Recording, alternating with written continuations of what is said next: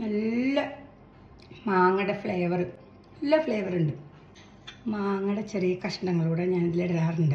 അങ്ങനെ ചെറിയ ചെറിയ പീസുകൾ അതുകൂടെ ഇട്ടാൽ നല്ലതാണ്. പക്ഷെ നല്ല ടേസ്റ്റ് അത്. ഇതാണ് എൻ്റെ മുറ്റത്തെ മാവ്. ഈ മാവ് കാണുമ്പോൾ ഒറ്റ മാവായിട്ടല്ലേ തോന്നുന്നത്. ഇത് ശരിക്കും 2 മാവാണ്. ഇതിൽ 2 ടൈപ്പ് മാങ്ങ ഉണ്ടാവാറുണ്ട്. പക്ഷെ കണ്ടാൽ ഒറ്റ മരത്തിൽ കായ്ച്ച് നിൽക്കുന്നതായിട്ട് തോന്നുള്ളൂ 2 മാങ്ങയും. ഇപ്രാവശ്യം വേനൽ കൂടുതലായതുകൊണ്ട് എന്താണെന്നറിയില്ല, നിറയെ മാങ്ങ ഉണ്ടായിരുന്നു. ഒരു ടൈപ്പ് മാങ്ങ ഏകദേശം പറിച്ച് കഴിഞ്ഞു. ഇനി കുറച്ചേ അതുള്ളൂ.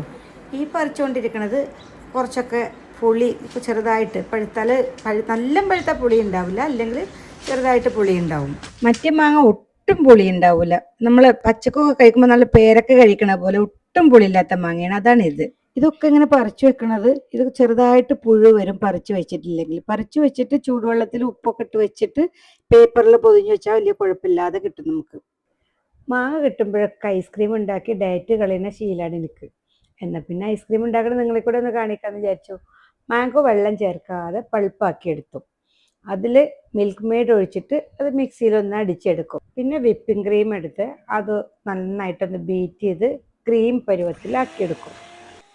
പിന്നെ മിൽക്ക് മെയ്ഡും മാംഗോ പൾപ്പും കൂടെ മിക്സ് ചെയ്തത് വേറൊരു പാത്രത്തിലേക്ക് ആഡ് ചെയ്തിട്ട് അതിന് മുകളിലേക്ക് ഈ വിപ്പിംഗ് ക്രീമും ബീറ്റ് ചെയ്തത് കൂടെ ഇട്ടിട്ട് ഒന്നുകൂടെ ബീറ്റ് ചെയ്യാം. ഇത്രയേ ഉള്ളൂ പണി. ഇനിയിപ്പോൾ നമുക്ക് ഇഷ്ടമുള്ള നട്ട്സ് എന്തെങ്കിലും കട്ട് ചെയ്ത് മാറ്റി വെക്കുക. നമുക്ക് ഫ്രിഡ്ജിൽ വെക്കാനുള്ള ഒരു പാത്രം എടുത്തിട്ട് അതിനകത്ത് ഇത് ഒഴിച്ച് ഇതിനകത്ത് കുറച്ച് ഈ നട്ട്സൊക്കെ ഇട്ടിട്ട് ഒന്ന് ഇളക്കുക.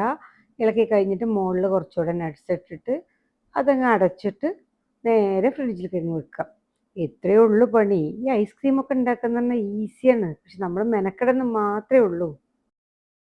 അപ്പം നമ്മളെ ഐസ്ക്രീം റെഡി ആയിട്ടുണ്ട്. നമുക്കിതൊന്ന് തുറന്ന് നോക്കാം. ഇത് ഞാനൊരു ഫുൾ ഡേ ഫ്രിഡ്ജിൽ വെച്ചിട്ടാണ് എടുത്തിട്ടുള്ളത്. സ്കൂപ്പാക്കി എടുക്കുന്ന ഒരു സംഭവമൊക്കെ എൻ്റെ കയ്യിലുണ്ടായിരുന്നു. അതിൻ്റെ പേരെന്താന്ന് പോലും ഞാൻ മറന്നു. അതൊക്കെ എവിടെയാണ് ഇരിക്കണമെന്ന് അറിയില്ല. തൽക്കാലം ഒരു തവി കൊണ്ട് എടുത്താലും മതിയെന്ന്. ഇങ്ങനെ എടുത്താലും നന്നായിട്ട് കിട്ടും നമുക്ക്. അപ്പോൾ ഒന്ന് കഴിച്ച് നോക്കാം.